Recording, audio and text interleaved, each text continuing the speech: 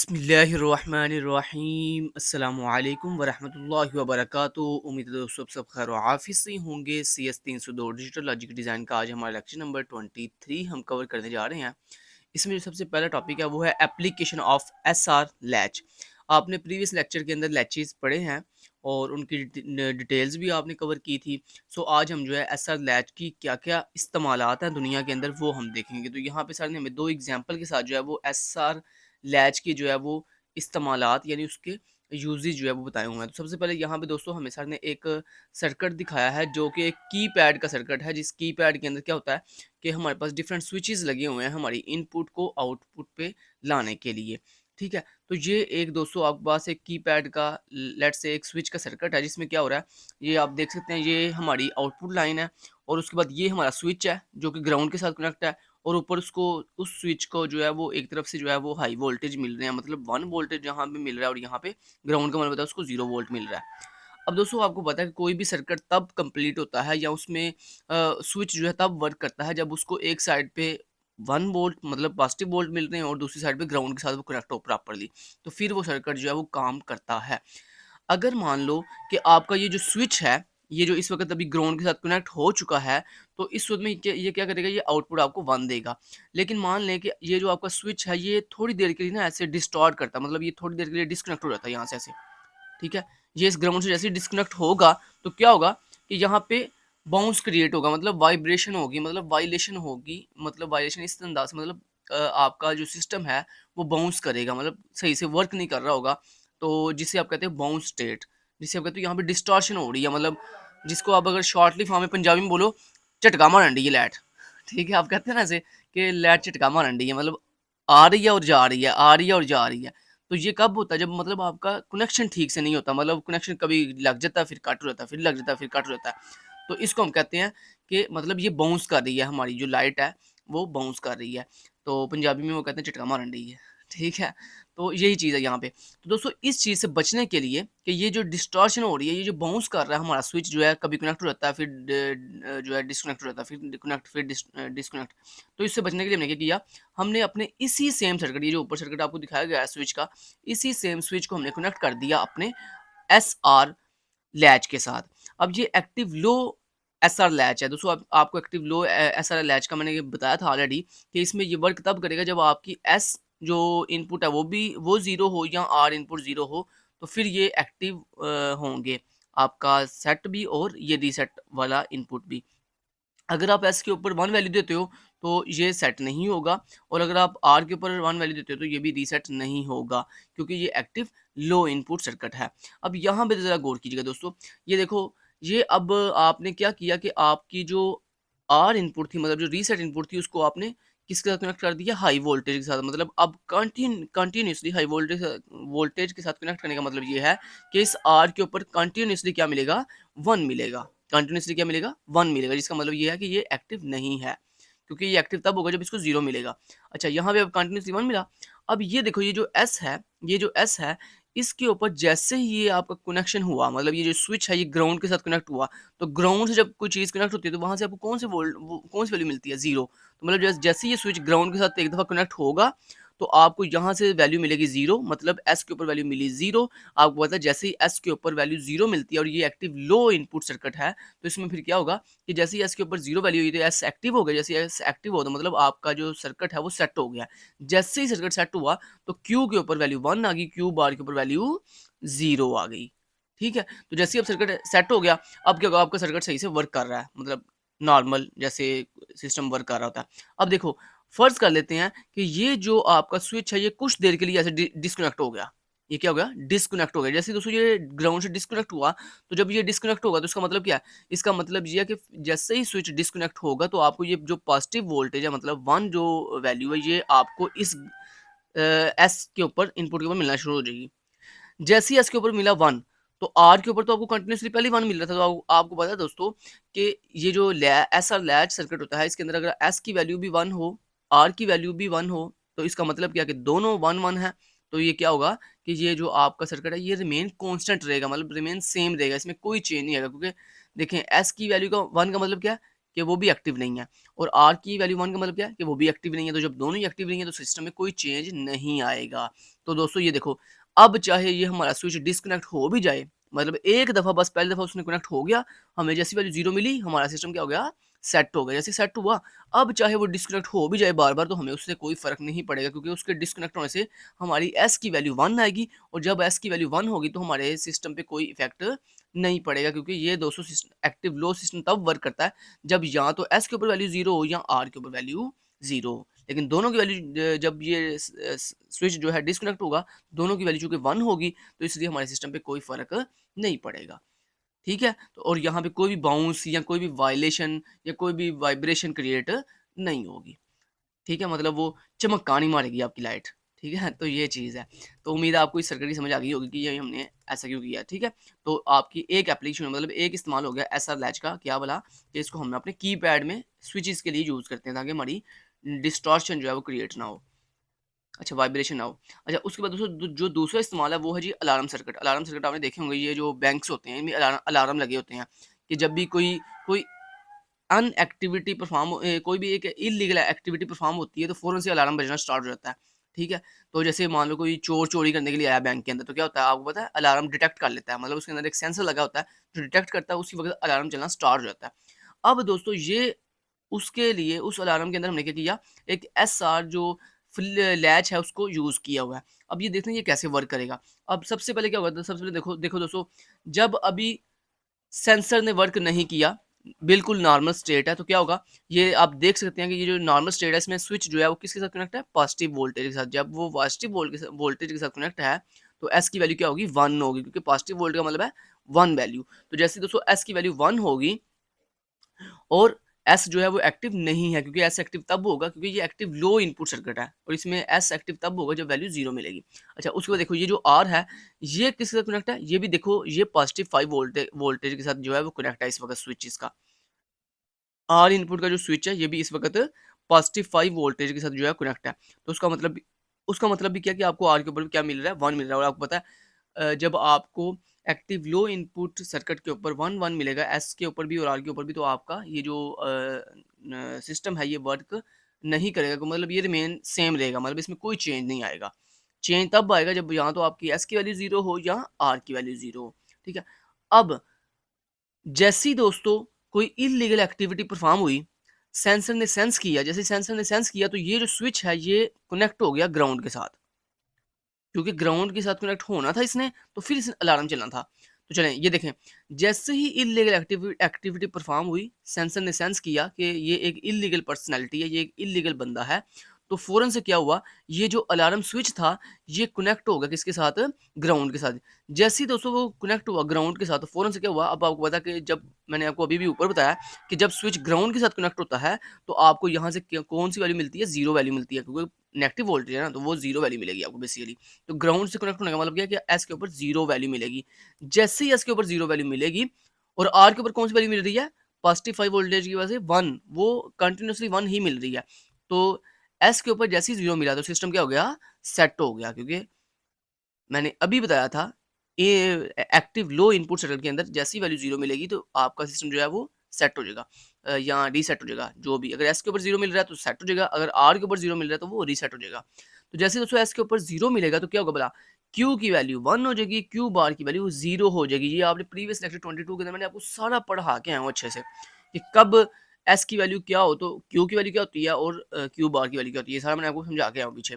अगर आपने previous lecture नहीं देखा तो उसको पहले अच्छे से समझ लें, फिर आपको इसकी समझ आएगी। ठीक है? अच्छा देखें दोस्तों, जैसे ही हमारी क्यू की वैल्यू 1 हुई तो अलार्म चलना स्टार्ट हो गया। अलार्म चलना स्टार्ट हो गया। अब फ़र्ज़ कर लेते हैं अलार्म चलता चलता जा रहा है, चलता जा रहा है, और जो पर्सन है मतलब इनएक्टिव जो इल्लीगल पर्सन है या इल्लीगल एक्टिविटी जो परफ़ॉर्म हो रही है, उन्होंने क्या किया, उन्होंने अलार्म स्विच को पकड़ के जानबूझ के किसी से कनेक्ट कर दिया।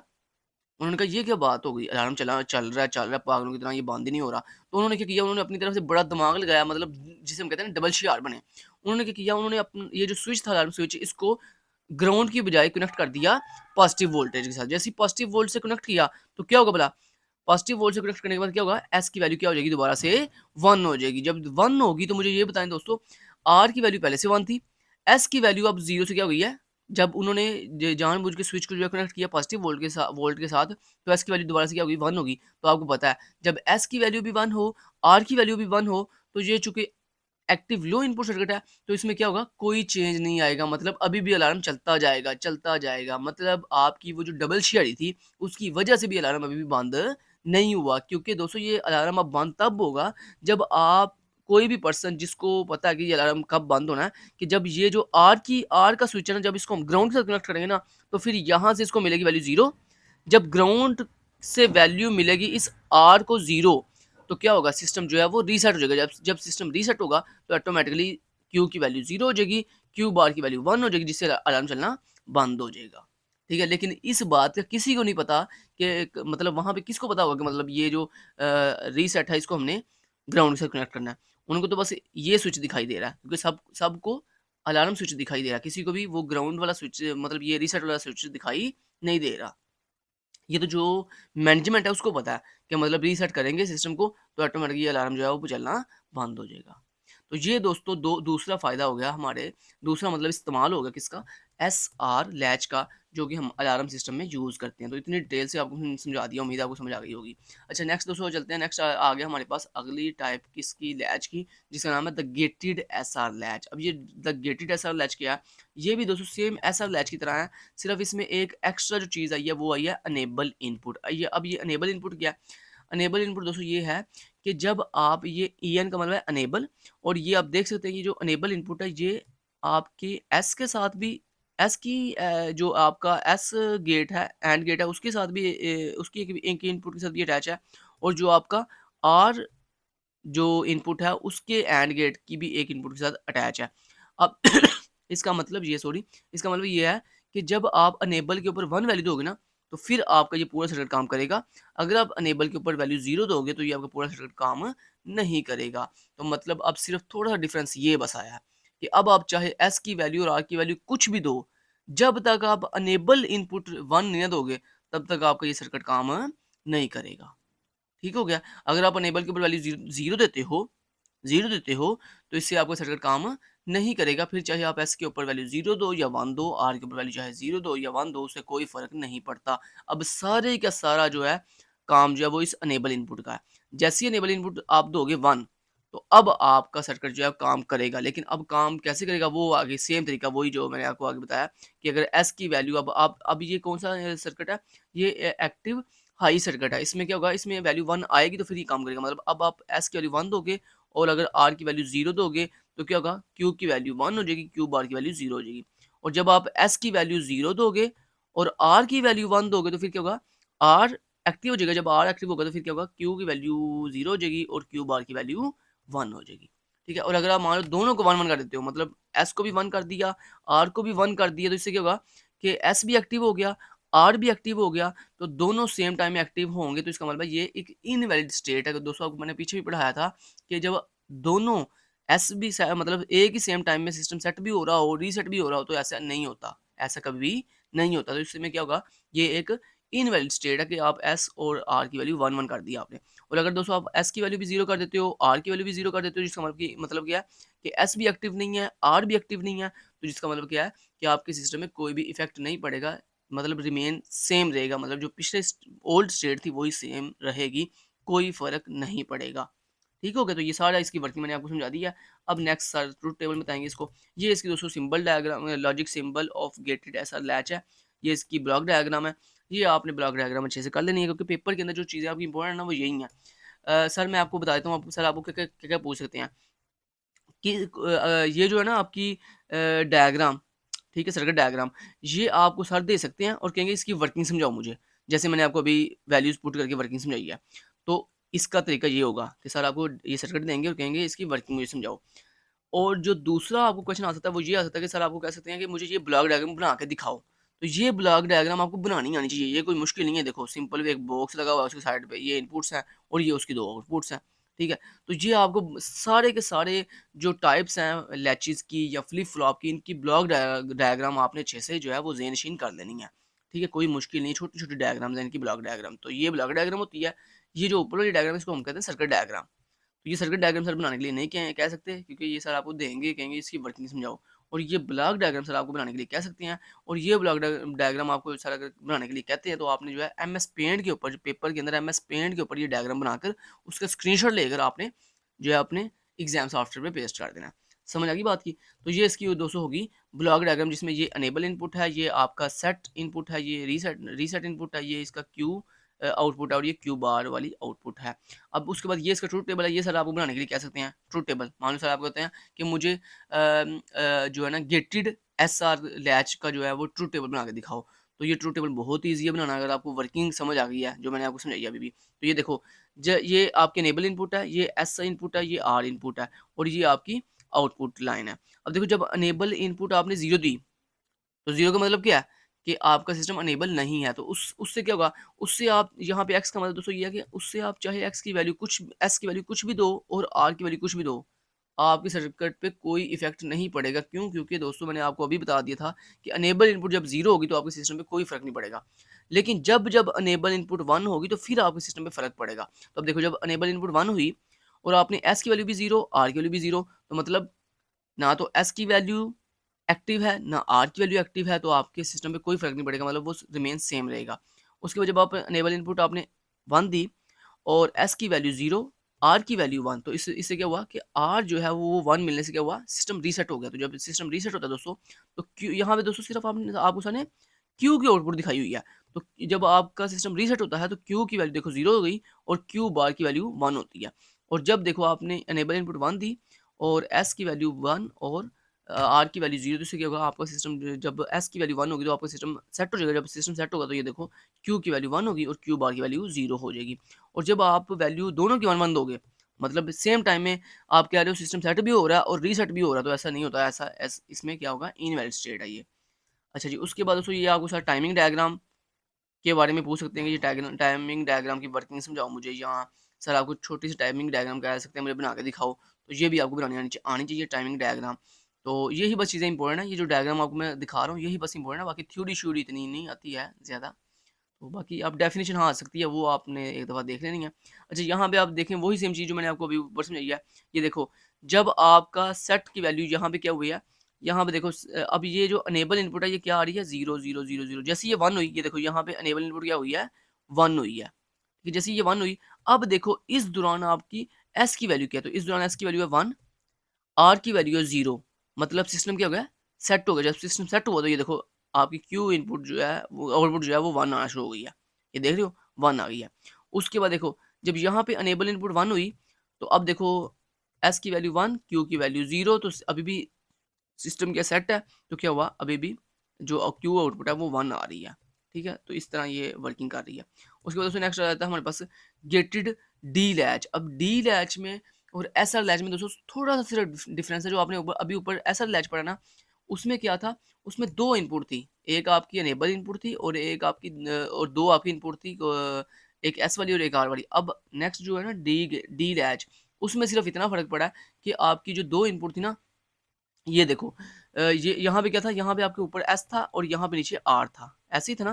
लेकिन यहाँ पे फ़र्क क्या पड़ा, यहाँ पे सिर्फ फ़र्क इतना पड़ा कि यहाँ पे सर ने सिर्फ एक ही इनपुट दी है, डी वाली, मतलब यहाँ पे सिर्फ एक ही इनपुट है डी वाली, और वही डी जो है आगे से नॉट गेट के थ्रू आपके दूसरे जहाँ पे आर इनपुट थी ना उसके साथ कनेक्ट हो रही है। तो मतलब यहाँ पे 2 इनपुट की बजाय सिर्फ एक ही इनपुट मिल रही है आपको। यहाँ पे 2 एस और आर इनपुट की बजाय सिर्फ एक ही इनपुट मिल रही है, कौन सी, डी वाली। अब यहाँ पे डी की वैल्यू दोस्तों अगर 1 होगी ना, तो यहाँ पे 1 मिलेगा, और वो 1 जब इस वायर के थ्रू यहाँ पे नॉट गेट के थ्रू 0 0 बन जाएगा और यहाँ पे 0 मिलेगा। तो मतलब कहने का ये, जब आप डी की वैल्यू 1 दोगे तो यहाँ पे आपको 1 मिलेगा, यहाँ पे 0 मिलेगा। ठीक है, और जब आप डी की वैल्यू 0 दोगे तो फिर आपको यहाँ पे 0 मिलेगा और नीचे जाके 1 मिलेगा, क्योंकि दोस्तों जो भी आप वैल्यू ऊपर दोगे वो वैल्यू इस वायर के थ्रू, इस नॉट गेट के थ्रू जो है वो कन्वर्ट होगी। मतलब 0 है तो 1, 1 है तो मतलब इन्वर्ट होगी, और 0 है तो 1, 1 है तो 0। समझ रहे हो बात को? तो ये दोस्तों हमारे पास एक नया जो है वो सर्किट आ गया, जिसमें हमने क्या किया, सिर्फ एक ही इनपुट के साथ अपना पूरा सर्किट जो है वो हैंडल कर रहे हैं।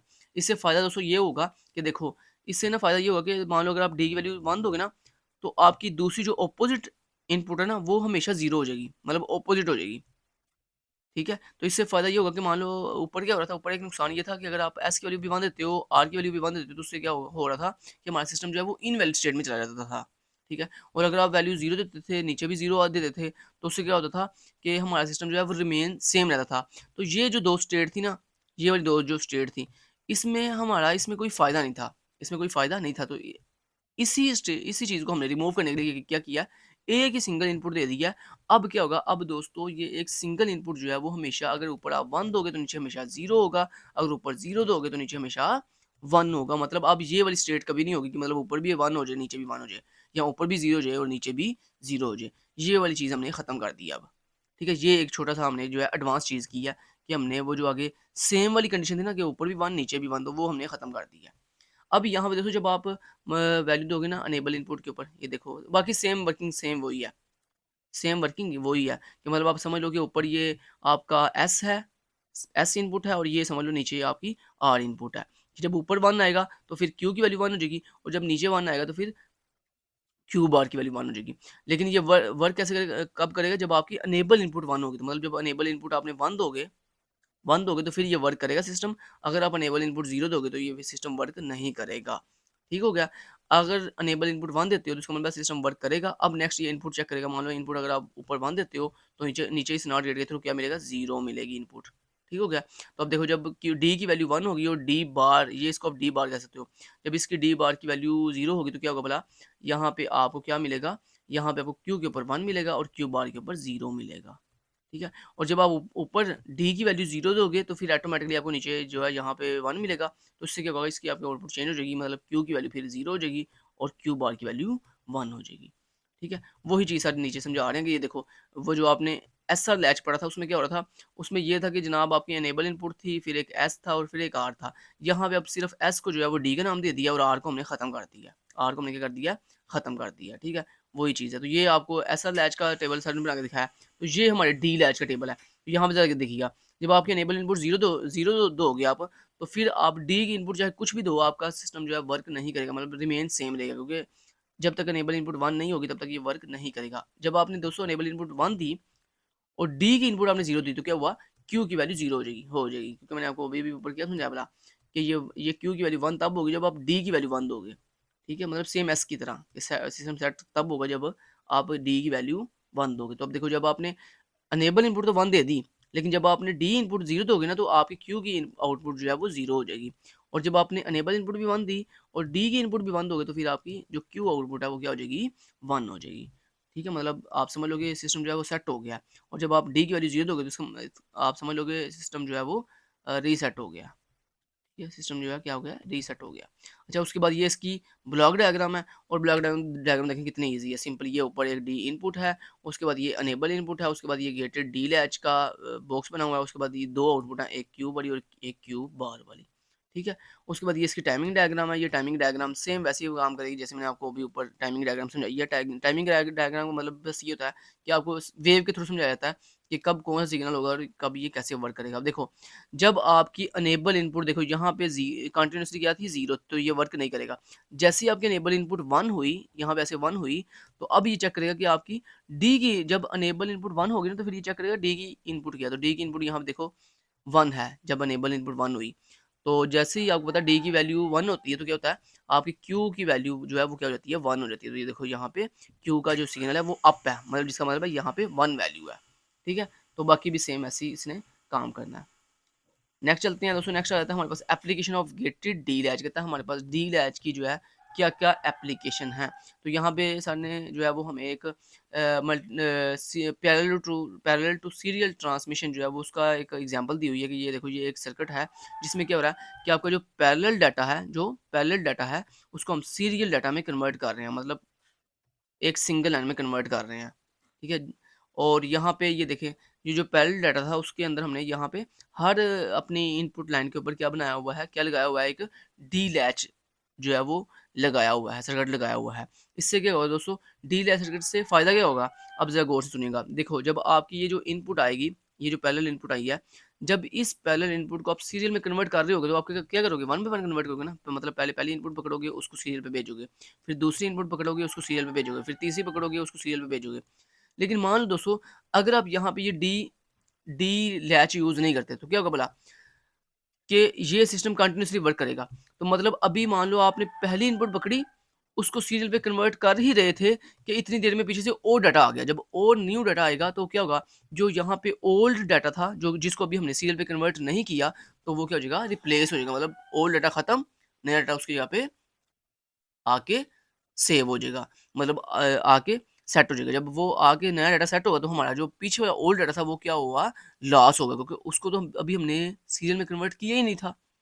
तो अब हम ही क्या चाहते हैं, हम ये चाहते हैं कि जब तक दोस्तों ये पूरे का पूरा पैरेलल डाटा हम सीरियल में कन्वर्ट ना कर लें, तब तक ये सिस्टम जो है वो होल्ड रहे, मतलब होल्ड स्टेट में रहे, कि मतलब जब तक हम ये पूरा डाटा सीरियल में कन्वर्ट नहीं कर देते, तब तक ये सिस्टम नेक्स्ट वर्क ना करे, मतलब नेक्स्ट कोई डाटा इसमें एंटर ना हो सके, ताकि हमारा डाटा लॉस ना हो। तो दोस्तों इस चीज़ के लिए हमने क्या किया, हमने यहाँ पे डी लैच का जो है वो इस्तेमाल कर दिया। अब डी लैच में आपको पता है ना क्या होता है, ये आपने अभी अभी अभी ऊपर पढ़ा था कि ये डी लैच वर्क तब करता है जब आपकी अनेबल इनपुट क्या होती है, 1 होती है। अगर दोस्तों आपकी अनेबल इनपुट 0, आपकी अनेबल इनपुट अगर 0 हो, तो क्या मतलब है कि ये सिस्टम वर्क नहीं करेगा, मतलब जो आपकी ओल्ड आउटपुट थी वो रिमेन सेम रहेगी, उसमें कोई फ़र्क नहीं आएगा। उसमें से फ़र्क तब पड़ेगा जब आप अनेबल इनपुट 1 दोगे। दोस्तों यही यहाँ पे हमने करना था, कि हम चाहते हैं कि हमारा ये जो सिस्टम, ये जो सर्किट है, ये तब वर्क करे, नेक्स्ट मतलब तब डाटा लेके आए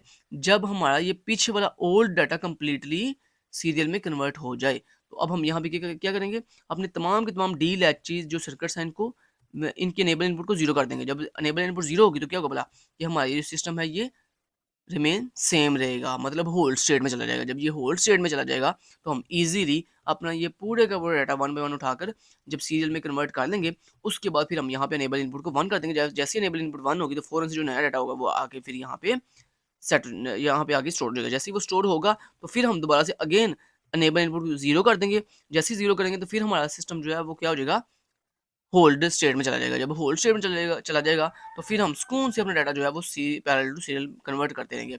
फिर जब सीरियल में कन्वर्ट हो जाएगा कंप्लीटली, फिर हम अगेन जो है वो क्या करेंगे, फिर से अपना जो अनेबल इनपुट है वो 1 देंगे, जिससे नया डाटा आ गए फिर स्टोर हो जाएगा। तो ऐसे दोस्तों हम इजीली जो है अपने इस डी लैच के अंदर अनेबल इनपुट को 1 या 0 करके अपने ये पैरेलल टू सीरियल ट्रांसमिशन को जो है वो इजीली परफॉर्म कर सकते हैं विदाउट एनी लॉसिंग डाटा। ठीक है। उसके बाद दोस्तों नेक्स्ट आ जाता है जी हमारे पास एज ट्रिगर्ड फ्लिप फ्लॉप। अब ये दोस्तों हमारे पास नया टॉपिक आ गया फ्लिप फ्लॉप का। कौन सा टॉपिक आ गया, फ्लिप। अभी हम पीछे जो क्या पढ़ रहे थे, लैच पढ़ रहे थे। अब ये है फ्लिप फ्लॉप। अब जो फ्लिप फ्लॉप और लैच सेम ही वर्क करते हैं, ठीक है, ये दोनों सेम ही वर्क करते हैं, लेकिन थोड़ा सा डिफरेंस है। थोड़ा सा डिफरेंस दोस्तों ये है कि ये जो आपने ऊपर पढ़ रहे थे ना, कि आपके लैच के अंदर ये एक इनपुट होती है जिसको हम अनेबल इनपुट कहते हैं। दोस्तों इस अनेबल इनपुट को फ्लिप फ्लॉप के अंदर नाम दिया गया है क्लॉक पल्स का। किसका, क्लॉक का। किसका, क्लॉक का। तो यहाँ पे सिर्फ दो डिफरेंस हैं। एक दोस्तों डिफरेंस ये है कि जो ऊपर लैच के अंदर आपकी अनेबल इनपुट थी, उसको हमने यहाँ पे क्लॉक इनपुट का नाम दे दिया है। ठीक है, एक डिफरेंस हो गया। दूसरा डिफरेंस दोस्तों ये है कि आपने ऊपर आपने अभी भी पढ़ा था कि लैच के अंदर क्या हो रहा था, कि लैच के अंदर जब आपकी अनेबल इनपुट 1 होती है, 1 होती है तब ये वर्क करता है, और जब आपकी अनेबल इनपुट 0 होती है तब ये वर्क नहीं करता। लेकिन दोस्तों यहाँ पे क्या होता है, फ्लिप फ्लॉप में क्या होता है, फ्लिप फ्लॉप में ऐसा कंसेप्ट नहीं है।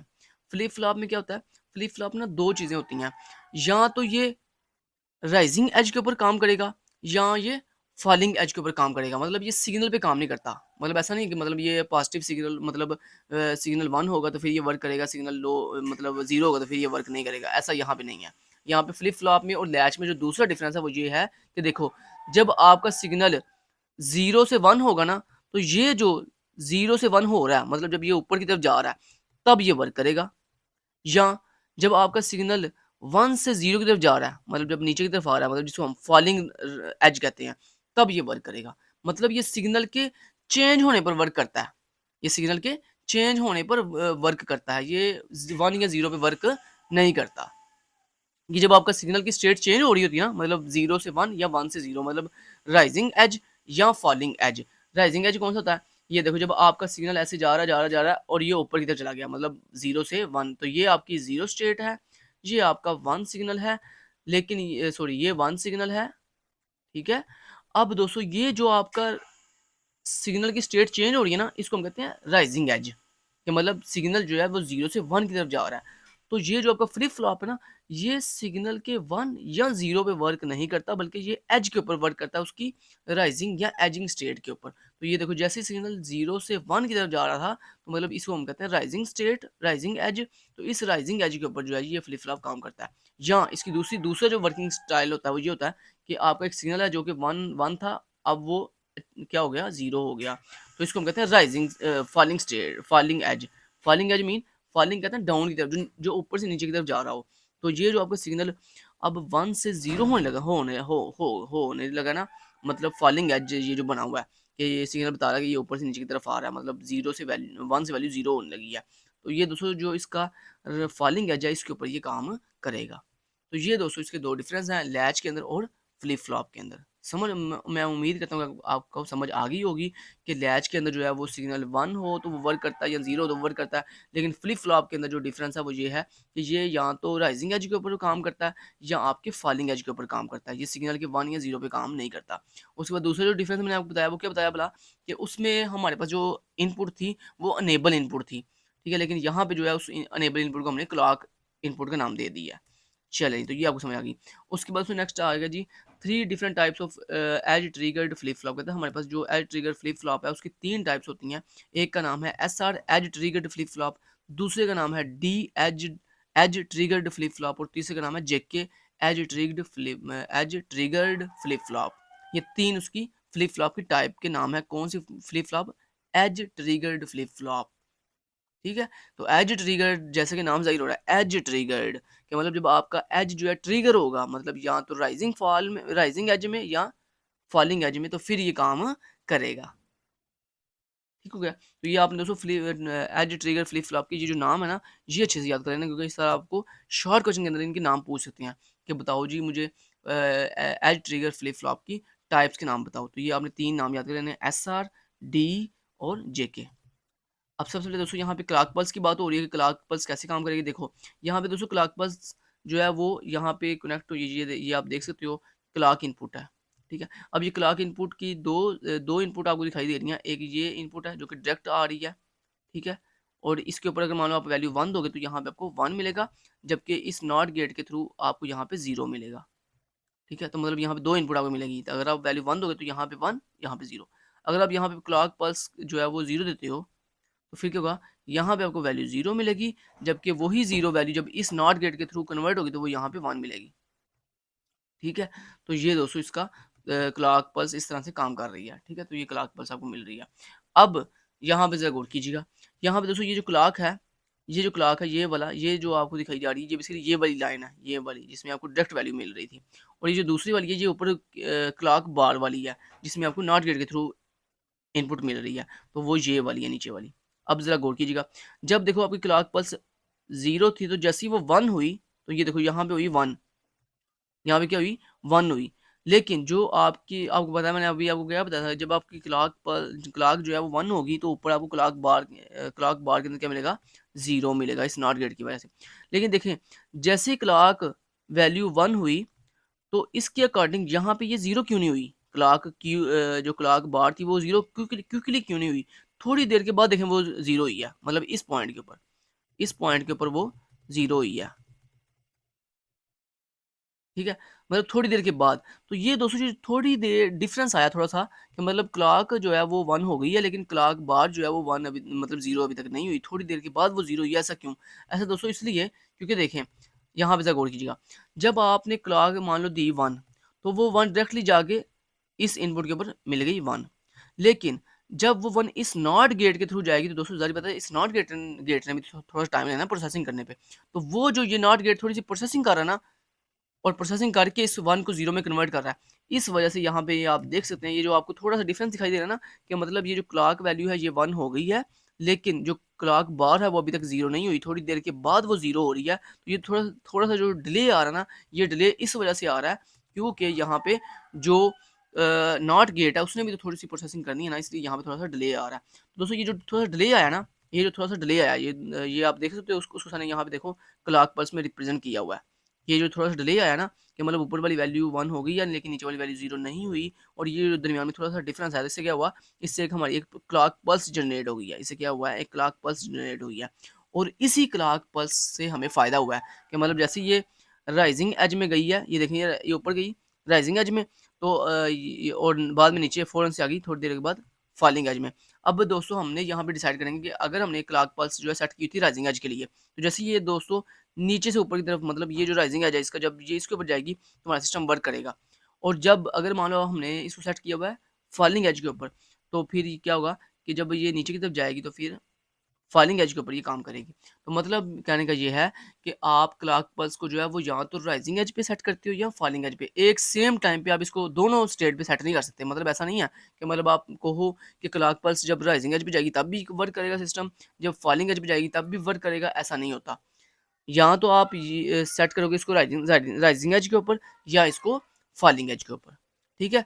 और ये दोस्तों जो हमारा थोड़ा सा डिले है ना, यही डिले हमारे काम का है, क्योंकि जब ये डिले थोड़ा सा आएगा ना तो फ़ौरन से क्या होगा, यहाँ पे क्लॉक पल्स जनरेट होगी। उस क्लॉक पल्स के ऊपर हमने अगर तो राइजिंग एज लगाया हुआ है तो राइजिंग एज के ऊपर सिस्टम वर्क करेगा, और अगर फॉलिंग एज सेट किया हुआ तो फॉलिंग एज के ऊपर वर्क करेगा। तो ये दोस्तों कौन सा था, ये जो आपकी क्लॉक पल्स थी ये पॉजिटिव क्लॉक पल्स थी। कौन सी? पॉजिटिव, जिसमें मतलब कि जब आपका राइजिंग एज होगा, पॉजिटिव का मतलब पता है कि जब राइजिंग एज होगा फिर ये वर्क करेगा सिस्टम। और उसके बाद दोस्तों यहाँ पे नेगेटिव क्लॉक पल्स के बारे में बताया गया जा रहा है कि जब आपका यहाँ पे हमें जब क्लॉक पल्स फॉलिंग एज के ऊपर होगी तब हम वर्क करेंगे। और एक और चीज़ यहाँ पे आपको मैं क्लियर कर दूँ कि अगर आपको positive clock positive clock pulse चाहिए तो उसके लिए हम जो है वो एंड गेट का इस्तेमाल करते हैं, और अगर हमें नेगेटिव क्लॉक पल्स पे काम करवाना है तो फिर उसके लिए हम जो है वो नॉट गेट का इस्तेमाल करते हैं, ठीक है। और ये हमारे पास negative clock edge detection circuit है, ठीक है। और यहाँ पे देखो ज़रा, यहाँ पे देखो जब हमने अब हमने क्या करना बोला, हमने वर्क तब करवाना है जब हमारा राइजिंग एज जाएगा, ओ सॉरी फॉलिंग एज जाएगा। नेगेटिव के लिए हमने काम करना है, तो जब फॉलिंग एज जाएगा फिर हम काम करेंगे। तो ये देखो ज़रा फॉलिंग एज कब आया, ये देखो ये फॉलिंग एज आया, ये फॉलिंग एज आया, देख रहे हो फॉलिंग एज आया। लेकिन इस फॉलिंग एज के अकॉर्डिंग हमारी जो क्लॉक बार थी वो क्विकली चेंज नहीं हुई, थोड़ी देर के बाद चेंज हुई है। ये देख, ये आप देख सकते हो, ये देखो थोड़ी देर के बाद चेंज हुई है। थोड़ी देर के बाद चेंज क्यों हुई है? क्योंकि नॉट गेट ने थोड़ी सी प्रोसेसिंग जो करनी थी उसकी वजह से यहाँ पे थोड़ा सा डिले आ गया। वो जो थोड़ा सा डिले आया ना, उससे क्या हुआ, हमारी एक क्लॉक पल्स जो है वो जनरेट हो गई है। अब ये क्लॉक पल्स जब जनरेट हुई है तो ये जो इसका फॉलिंग एज है इसके ऊपर हमारा सिस्टम जो है वो वर्क करेगा। ठीक हो गया? तो उम्मीद है आपको क्लॉक पल्स की समझ आ गई है दोस्तों। अब दोस्तों हमारी जो पहली टाइप है फ्लिप फ्लॉप की, जिसका नाम है edge triggered SR flip flop, उसकी हम बात करने जा रहे हैं। तो सबसे पहले हम उसकी सर्किट डायग्राम देखेंगे। तो ये देखें दोस्तों, सॉरी ये ब्लॉक डायग्राम है उसकी। तो ये उसकी पॉजिटिव क्लॉक ब्लॉक डायग्राम है, और ये उसकी नेगेटिव क्लॉक पल्स जो है वो ब्लॉक डायग्राम है आपके SR as triggered flip flop की। ठीक है। अब ये भी दोस्तों सेम वैसे ही काम करता है जैसे ऊपर आपने एस आर लैच पढ़ा था कि एस की वैल्यू 1 होगी तो मतलब ये सेट होगा, और जब आर की वैल्यू 1 होगी तो ये रीसेट होगा सिस्टम। ऐसे यहाँ पे भी है, सिर्फ यहाँ पे फ़र्क ये होगा कि ये जो क्लॉक पल्स है यहाँ पे ये शो कर रही है कि मतलब ये पॉजिटिव एज के ऊपर काम करेगी, और ये जो क्लॉक पल्स है ये फॉलिंग एज के ऊपर काम करेगी। ठीक है, समझ रहे बात को? तो ये उसकी ब्लॉक डायग्राम है। ये ब्लॉक डायग्राम आपने अच्छे से ज़हन-नशीन कर लेनी है, क्योंकि ये सारा आपको बनाने के लिए कह सकते हैं पेपर में कि मुझे ब्लॉक डायग्राम बना के दिखाओ। उसके बाद दोस्तों ये ट्रुथ टेबल सारा आपको बनाने के लिए कह सकते हैं। तो ये समझ लेते हैं ये ट्रुथ टेबल कैसे काम कर रहे हैं। तो ये देखें ज़रा, ये आपका पॉजिटिव क्लॉक पल्स का ट्रुथ टेबल है, और ये नेगेटिव का, कि मतलब जब यहाँ पे राइजिंग एज होगा, मतलब आपकी क्लॉक पल्स राइजिंग होगी, मतलब उसका राइजिंग एज जाएगा नीचे से ऊपर की तरफ, तो फिर ये वर्क करेगा। और इसमें क्या हो रहा है, इसमें ये देखो ये जो डाउनवर्ड एरो है ना, ये क्या शो कर रहे हैं, मतलब जब जब आपका राइजिंग फॉलिंग एज जाएगा तो फिर ये काम करेगा। तो राइजिंग का मतलब होता है ऊपर की तरफ, और फॉलिंग का मतलब होता है नीचे की तरफ। तो ये देखो दोस्तों, अब यहाँ पे देखो जब क्लॉक पल्स जीरो हुई, ज़ीरो होने का क्या मतलब है? क्या मतलब आपने कोई क्लॉक पल्स नहीं दी। जब कोई क्लॉक पल्स नहीं दोगे तो सेम वही चीज़ जो ऐसे मैंने आपको ऊपर बताया था अनेबल इनपुट का, कि अनेबल इनपुट 0 दोगे तो सिस्टम वर्क नहीं करेगा। फिर चाहे आप एस की वैल्यू कुछ भी दो और आर की वैल्यू कुछ भी दो। ऐसे ही दोस्तों जब आप क्लॉक पल्स 1 दोगे तो फिर भी आपका सिस्टम वर्क नहीं करेगा, क्योंकि मैंने आपको अभी भी ऊपर क्या बताया कि जो क्लॉक पल्स होती है ये ना तो 0 पे वर्क करती है ना ही 1 पे वर्क करती है। ये सिर्फ आपके राइजिंग एज पे काम करती है या फिर फॉलिंग एज पे काम करती है। तो यहाँ पे देखो चाहे आप क्लॉक पल्स 0 दो, फिर भी आपका सिस्टम चाहे आप एस और क्यू एस और आर की वैल्यू कुछ भी दो, सिस्टम रिमेन सेम रहेगा। और अगर आप अपनी क्लॉक पल्स जो है 1 देते हो तो फिर भी आप एस और आर की वैल्यू कुछ भी दो, आपके सिस्टम पे कोई फ़र्क नहीं पड़ेगा, मतलब कोई इफ़ेक्ट नहीं पड़ेगा। आपका सिस्टम जो है रिमेन उसकी आउटपुट रिमेन सेम रहेगी। लेकिन जैसे ही दोस्तों आप राइजिंग एज दोगे क्योंकि ये हमारा पॉजिटिव क्लॉक पल्स के लिए हमने ये ट्रुथ टेबल काम करेगा। तो इसमें क्या होगा, जैसे ही हमारे पास राइजिंग एज जाएगा तो फिर ये सिस्टम वर्क करेगा।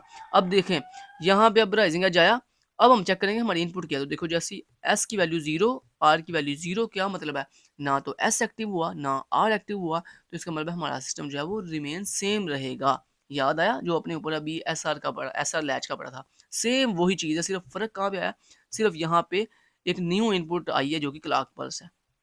उसके बाद देखें, जब क्लॉक पल्स राइजिंग एज के ऊपर है, ठीक है, सिस्टम वर्क करेगा। लेकिन अब हम देखेंगे इनपुट क्या है। तो इनपुट अगर अगर एस की वैल्यू 0 है, आर की वैल्यू 1 है, तो क्यू की वैल्यू 0 होगी। क्यू की वैल्यू 0 क्यों होगी, क्योंकि देखो यहाँ पे जो आर की वैल्यू है वो 1 है, जिसका मतलब है सिस्टम रीसेट हो गया। तो जब दोस्तों सिस्टम रीसेट होता है तो क्या होता है कि क्यू की वैल्यू 0 होती है और क्यू बार की वैल्यू 1 होती है, और यहाँ पे सिर्फ आपको सामने क्यू की वैल्यू दिखाई हुई है। उसके बाद देखो, जब आपकी एस की वैल्यू 1 होगी, क्यू की वैल्यू 0 होगी, तो सिस्टम क्या हो जाएगा, सेट हो जाएगा। जब सिस्टम सेट होगा तो आपकी क्यू की वैल्यू 1 हो जाएगी और क्यू बार की वैल्यू 0 हो जाएगी। और जब दोनों आपकी इनपुट 1 हो जाए, मतलब सिस्टम सेम टाइम में सेट भी हो रहा है, रीसेट भी हो रहा है, तो वो एक इनवैलिड स्टेट है। सेम दोस्तों वही सेम चीज़ यहाँ पे भी है, सिर्फ फ़र्क यहाँ पे अब क्या है कि वहाँ पे दोस्तों आपकी क्लॉक पल्स अप होगी, मतलब राइजिंग एज होगा तो फिर ये काम करेगी, यहाँ पे फॉलिंग एज होगा तो फिर काम करेगी, अदरवाइज़ काम नहीं करेगी। अच्छा, ये उसकी ब्लॉक सॉरी टाइमिंग डायग्राम दिखाई गई है। ये देखो ज़रा, ये देखो, एस की वैल्यू 1 हुई, एस की वैल्यू 1 हुई, यहाँ पे इस पॉइंट पे 1 हुई, लेकिन देखें आपके सिस्टम में वर्क नहीं किया। ये देखो सिस्टम की वैल्यू अभी भी 0 ही है। लेकिन जैसे ही दोस्तों ये देखो, जैसे क्लॉक पल्स अप हुई, मतलब जैसे क्लॉक पल्स राइजिंग एज पे गई, तो फ़ौरन से सिस्टम ने देखो आपको आउटपुट दे दिया 1। ठीक है? तो ये आप देख सकते हो कि जहाँ-जहाँ ये देखो राइजिंग एज जा रहा है, मतलब क्लॉक पल्स नीचे से ऊपर की तरफ जा रही है, वहाँ-वहाँ ये सिस्टम वर्क कर रहा है। ठीक है? और ऐसे ही नीचे आप टाइमिंग डायग्राम देखो तो उसमें देखो क्या हो रहा है, उसमें जहाँ-जहाँ आपका क्लॉक पल्स जो है वो फॉल हो रही है, मतलब नीचे की तरफ जा रही है, तब आपका सिस्टम जो है वो वर्क कर रहा है, अदरवाइज़ वर्क नहीं कर रहा है। ये देखो हमारी एस की वैल्यू जो है वो 1 हो गई है। ये देखो इस पॉइंट के ऊपर ये जो डॉटेड लाइन है, ये शो कर रही है कि एस की वैल्यू 1 हो गई है, यानी सिस्टम सेट हो गया है। लेकिन इसके बावजूद देखो क्यू की वैल्यू अभी अभी भी रिमेन सेम है, उसमें कोई फ़र्क नहीं पड़ा। क्यों? क्योंकि क्लॉक पल्स हमें क्या मिल रही थी, क्लॉक पल्स हमें 1 मिल रही थी या 0 मिल रही थी। लेकिन जैसे ही देखो क्लॉक पल्स हमारी आई rising edge sorry falling edge के ऊपर, तो फ़ौरन से देखो हमारे सिस्टम की जो स्टेट है वो चेंज हो गई है, और ये देखो क्यू की वैल्यू फ़ौरन से 1 हो गई है। तो ये दोस्तों मतलब है यहाँ पे कि जब आपको क्लॉक पल्स, अगर आपने क्लॉक पल्स जो है वो राइजिंग एज पे सेट की हुई है, तो जैसे ही राइजिंग एज आएगा तो तब आपका सिस्टम वर्क करेगा। और जब आपकी क्लॉक पल्स अगर आपने फॉलिंग एज के ऊपर सेट की हुई है, तो जब आपका फॉलिंग एज आएगा तो फिर आपका सिस्टम वर्क करेगा।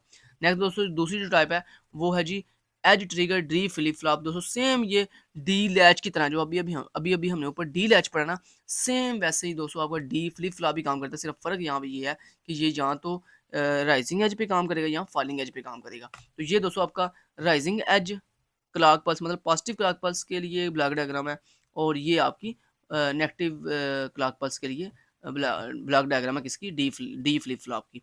अब सेम वही चीज़, अगर डी की वैल्यू 1 होगी तो फिर आउटपुट 1 आएगी, अगर डी की वैल्यू 0 होगी तो आउटपुट 0 आएगी। लेकिन दोस्तों अगर आपकी क्लॉक पल्स जो है वो 0 या 1 हो, तो आपका सिस्टम वर्क नहीं करेगा। फिर चाहे आप क्यू की डी की वैल्यू चाहे 0 दो या 1 दो, सिस्टम वर्क नहीं करेगा। लेकिन देखो ये था हमारा कौन सा ट्रूथ टेबल, राइजिंग एज के लिहाज से, मतलब पॉजिटिव क्लॉक पल्स के लिहाज से। तो देखो यहाँ पे जैसे ही क्लॉक पल्स जो है वो राइजिंग एज पे जाएगी, तो फिर ये सिस्टम देखो डी की वैल्यू 0 देने पे सिस्टम वर्क कर रहा है, मतलब डी की क्यू की वैल्यू आउटपुट 0 हो गई है। और जब आपने डी की वैल्यू 1 दी तो सिस्टम मतलब आपको उसने जो आउटपुट है वो भी 1 दी।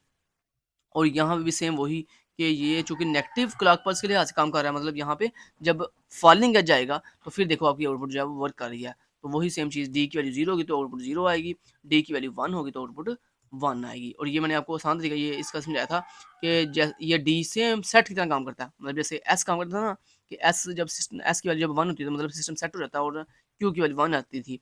और जब एस की वैल्यू 0 होती थी तो सिस्टम रीसेट हो जाता है, जिससे क्यू की वैल्यू 0 आती थी। तो सेम वही जो है चीज़ यहाँ पे भी है। ठीक है? उम्मीद है आपको इसकी भी समझ आ गई है। उसके बाद ये दोस्तों इसकी टाइमिंग डायग्राम है, पॉजिटिव क्लॉक पल्स के लिहाज से और नेगेटिव क्लॉक पल्स के लिहाज से। ये देखो जैसे ही हमारे पास ये देखो क्यू डी की वैल्यू 1 हो गई है, लेकिन हमारे पास जो देखो इस पॉइंट के ऊपर, मतलब इस पॉइंट के ऊपर देखो अभी भी क्यू की वैल्यू 1 नहीं हुई। क्यों? क्योंकि हमारे पास क्लॉक पल्स थोड़ी देर बाद आई है। तो देखो जैसे ही क्लॉक पल्स जो है वो राइजिंग एज पे गई, तो अब देखो ये क्यू ने काम किया और उसने अपनी आउटपुट 1 कर दिया।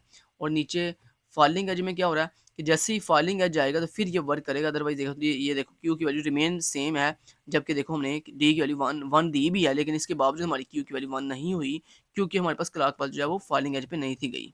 लेकिन जैसे ही फॉलिंग एज पे गई तो देखो फ़ौरन से हमारे पास जो क्यू की वैल्यू है वो वन हो गई है, क्यू की जो आउटपुट है। ठीक है, उसके बाद दोस्तों जो तीसरी टाइप है वो है हमारे पास L triggered JK flip flop. Same वही वर्किंग है एस आर फ्लिप फ्लॉप की तरह, सिर्फ एक छोटा सा डिफरेंस दोस्तों ये है कि यहाँ पे ना एक एक्स्ट्रा इनपुट हमने ऐड कर दिया। मतलब ऊपर आप क्या क्या कर रहे थे, अब ऊपर हमारे पास एक गेट के पास मैक्सिमम दो इनपुट थी, मतलब एक और दो इनपुट थी, लेकिन अब हमने यहाँ पे क्या किया, जेके फ्लिप फ्लॉप में एक थोड़ा सा जो चेंज आया ना वो ये आया कि अब हमारे पास यहाँ पे जो फर्स्ट टू गेट्स है ना, जो कि एक एस को रिप्रेजेंट कर रहा था ऊपर, मतलब यहाँ पे एस था और यहाँ पर आर था। यहाँ पे सिर्फ नाम चेंज हुआ है दोस्तों, बाकी सारी वर्किंग सेम है वैसे ही। यहाँ पे सिर्फ नाम चेंज हुआ है, एस की जगह पे जे आ गया और आर की जगह पे के आ गया। और दूसरा जो डिफरेंस आया वो ये है कि देखो जो पहला गेट है उसको भी तीन इनपुट मिल रही हैं, और जो दूसरा गेट है नैंड गेट है उसको भी तीन इनपुट मिल रही हैं, जबकि ऊपर हमने जो इनपुट पड़ी थी वो दो दो इनपुट थी, मतलब एस की फॉर्म में भी दो इनपुट थी और आर की फॉर्म में भी दो इनपुट थी। ये एक डिफरेंस आया। दूसरा दोस्तों ये है कि यहाँ पे ये जो फर्स्ट गेट की ये जो इनपुट है ना, ये जो इसकी ये जो इनपुट है ये इसको बेसिकली मिल रही है यहाँ से क्यू बार से, और ये जो आपका दूसरा गेट है इसको ये जो सेकंड इनपुट मिल रही है ना, ये मिल रही है इसको यहाँ से क्यू की आउटपुट से। ठीक है, मतलब जो वही सेम चीज़ जो मैंने आपको कल बताई थी ना, मतलब क्यू की वैल्यू जो भी आप स्टार्टिंग के ऊपर सेट करोगे ना, मतलब जो भी लेट करोगे वो बेसिकली आउटपुट लेट आपकी लेट की हुई आउटपुट एज ए इनपुट जो है यहाँ पे पहले मिलेगी, फिर वो सॉल्व होगी। सॉल्व होने के बाद अगर तो चेंज आएगा तो फिर ठीक है, नहीं आएगा तो फिर नहीं चेंज आएगा तो फिर ठीक है, अगर चेंज आएगा तो फिर हम दोबारा से वो जो न्यू आउटपुट आएगी उसको दोबारा से अप्लाई करके दोबारा अपने पूरे सर्किट को जो है वो सॉल्व करेंगे। ठीक है, तो ये वही चीज़ है। अब ये सर्किट जो है वो सेम एसआर की तरह काम करेगा, कि मतलब जब आप यहाँ पे ये भी समझा देता हूँ, बेफिक्र नहीं, ये भी आपको बता देता हूँ कैसे सेम एसआर की तरह काम करेगा। कि देखो जब आपने जे की वैल्यू, जे समझ लो एस है और के आर है, जब जे की वैल्यू आप वन दोगे और के की वैल्यू आप ज़ीरो दोगे और क्लॉक पल्स जो है वो आप मान लो अगर देते हो वन, फर्स्ट करो आप कहते हो इसकी सेट कर देते हो क्लॉक पल्स को कि ये मेरा राइजिंग एज पे काम करेगा, मतलब पॉजिटिव क्लॉक पल्स पे काम करेगा। तो जब आप क्लॉक पल्स वन दोगे तो फिर ये काम करेगा। ठीक है, तो क्लॉक पल्स आ गई वन, जे की वैल्यू वन और के की वैल्यू जीरो। तो जे मैंने आपको अभी भी क्या बताया, जे को आप समझ लो एस है और के को आप समझ लो ये आर है। जब जे की वैल्यू वन होगी तो क्या होगा भला, यहाँ पे क्यू की वैल्यू जो है वन हो जाएगी और क्यू बार की वैल्यू जीरो हो जाएगी। और जब आप यहाँ पे जे की वैल्यू ज़ीरो दो और के की वैल्यू वन दो तो फिर उल्टा हो जाएगा, मतलब ये क्यू की वैल्यू ज़ीरो हो जाएगी और क्यू बार की वैल्यू वन हो जाएगी। लेकिन शर्त यह है कि क्लॉक पल्स जो है वो राइजिंग एज पे हो या फॉलिंग एज पे हो, दोनों में से किसी एक एज के ऊपर हो। अगर आपने क्लॉक पल्स जो है वो राइजिंग एज पे सेट की हुई है तो फिर ये राइजिंग एज पे होनी चाहिए, फिर ये वर्क करेगा। और अगर आपने क्लॉक पल्स जो है वो फॉलिंग एज पे सेट की हुई है तो फिर जब तक क्लॉक पल्स फॉलिंग एज पे नहीं जाएगी तब तक ये सिस्टम वर्क नहीं करेगा। उसके बाद यहाँ पे ये सारी वर्किंग समझाई हुई है सारी, जो मैंने आपको अभी अभी बताई है ऊपर। उसके बाद ये सारे हमें दो टेबल ट्रूथ टेबल दिए हैं, ये ट्रूथ टेबल आपको बनाने आने चाहिए।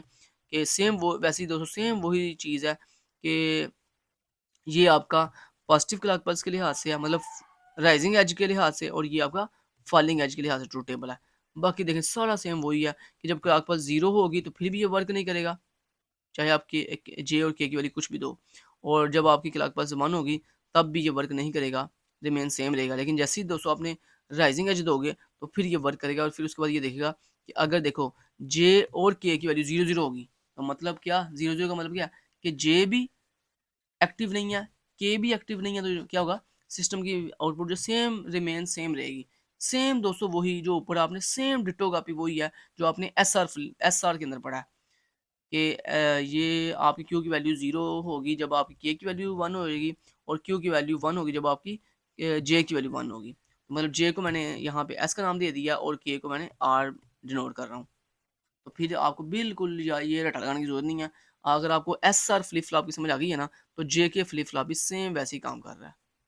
ठीक है, सिर्फ नाम का चेंज आया और एक जो इनपुट एक्स्ट्रा आया, थर्ड जो इनपुट ऐड हुई है एक्स्ट्रा, बस वो ही चेंज आया और तो कुछ चेंज नहीं आया। और उसके बाद यहाँ पे देखो अगर कहता है आपके पास जे, और एक और चीज़, हाँ एक और डिफरेंस ये आया कि देखो ऊपर जब आपकी एस आर फ्लिप फ्लॉप के अंदर वैल्यू वन और वन होती थी तो यहाँ पे लिखा आ रहा था इनवैलिड। लेकिन दोस्तों यहाँ पे एक थोड़ा सा चेंज अब ये है, थोड़ा सा एडवांस चीज़ ये हुई है कि जेके फ्लिप फ्लॉप का फ़ायदा ये है कि इसमें अगर आप दोनों इनपुट 1 कर दो, मतलब दोनों इनपुट मतलब जे की वैल्यू भी 1 कर दो, के की वैल्यू भी 1 कर दो, तो आपका क्या होता है, आपकी आउटपुट जो है वो इनवैलिड नहीं आती, बल्कि जो आपकी क्यू बार है वो रिमेन सेम रहती है, रिमेन सेम रहती है। सिर्फ ये एक छोटा-सा डिफरेंस, एक हमें थोड़ी एडवांस चीज़ मिली है जेके फ्लिप फ्लॉप में, कि एसआर फ्लिप फ्लॉप में क्या था कि जब हम दोनों इनपुट 1-1 दे देते थे, तो हमारे पास जो आउटपुट थी वो इनवैलिड आती थी। लेकिन यहाँ पे थोड़ा-सा एडवांस चीज़ ये हुई है कि अब अगर हम जे और के की वैल्यू 1-1 कर भी दें, तो फिर भी हमारे पास जो आउटपुट है वो इनवैलिड नहीं आएगी, बल्कि जो क्यू बार है वो रिमेन सेम रहेगा। ठीक है? ये सिर्फ़ इसमें डिफ़रेंस है। उसके बाद ये इनकी ब्लॉक डायग्राम है, सेम वैसी जैसे ऊपर एसआर की थी, सिर्फ़ फ़र्क यहाँ पे आया कि एस की जगह पे जे आ गया और आर की जगह पे के आ गया। बाकी ब्लॉक डायग्राम सेम वैसे ही है। उसके बाद ये टाइमिंग डायग्राम है, ये देखो सेम वही चीज़ जो मैंने आपको अभी ऊपर समझा के साथ आया हूँ, कि जब आपका राइज़िंग एज आएगा तो फिर ये काम करेगा, क्योंकि ये जो है हमने राइज़िंग एज के ऊपर सेट किया हुआ है इस सर्किट को। उसके बाद यहाँ पे इसको हमने चूँकि फॉलिंग एज पे सेट किया हुआ है, देखो जैसे ही फॉलिंग एज आएगा तो फिर ये वर्क देखो कर रहा है, ये डॉट लाइन शो कर रही है ना, तो ये वर्क कर रहा है। लेकिन जब दोस्तों आपका देखो जो क्लॉक पल्स है, जब वो 1 हो या 0 हो, तो देखो आपका सिस्टम जो है वर्क नहीं कर रहा है। ये देखो ये कंटिन्यूअसली 0 वैल्यू दे रहा है। लेकिन जैसे ही फॉलिंग एज आया तो फ़ौरन से देखो क्यू की वैल्यू 1 हो गई है। तो यही चीज़ दोस्तों आपको ऊपर मैं समझा चुका हूँ। उसके बाद दोस्तों यहाँ पे और कुछ भी नहीं आपने करना, और आपके पास ये हाँ, बस यहाँ तक आपने करना था। आगे आपने कुछ भी नहीं करना अब, ठीक है? तो ये जो लेक्चर नंबर 23 है ना, सिर्फ़ आपने यहाँ तक करना है, पेज नंबर 2, 3, 4 मतलब यहाँ तक। Asynchronous preset and clear input से पहले-पहले तक, यहाँ तक बस करना है। उसके बाद आपने नेक्स्ट कुछ भी नहीं करना, बस यहाँ पे एक छोटा-सा एक टॉपिक है, वो मैं आपको बताता हूँ कौन-सा है। बाकी आपने यहाँ पे अब कुछ भी नहीं करना। ये फ्लिप फ्लॉप ऑपरेटिंग कैरेक्टरिस्टिक्स, कि फ्लिप फ्लॉप जब ऑपरेट होता है तो उसकी कौन-कौन सी कैरेक्टरिस्टिक्स हैं। तो ये दोस्तों आपने सिर्फ कैरेक्टरिस्टिक्स के नाम याद कर लेना है, ये सारा आपको चार्ट में पूछ सकते हैं कि फ्लिप फ्लॉप ऑपरेटिंग कैरेक्टरिस्टिक्स बताओ मुझे। तो ये आपने वहाँ पे नाम लिख देने हैं, ठीक है? तो ये बस यहाँ पे और करना है, बाकी सब आप नीचे से छोड़ दें। बाकी अब आपको नेक्स्ट कुछ भी करने की ज़रूरत नहीं है। बाकी ये सारा छोड़ दें, ठीक हो गया? तो ये जनाब हमने बाकी सारा स्किप कर दिया, इसकी ज़रूरत नहीं है इसको करने की। नेक्स्ट इंशाल्लाह अगला लेक्चर जो है हम नेक्स्ट टॉपिक में कवर करेंगे। Thank you so much, till then guys take care, अल्लाह हाफ़िज़।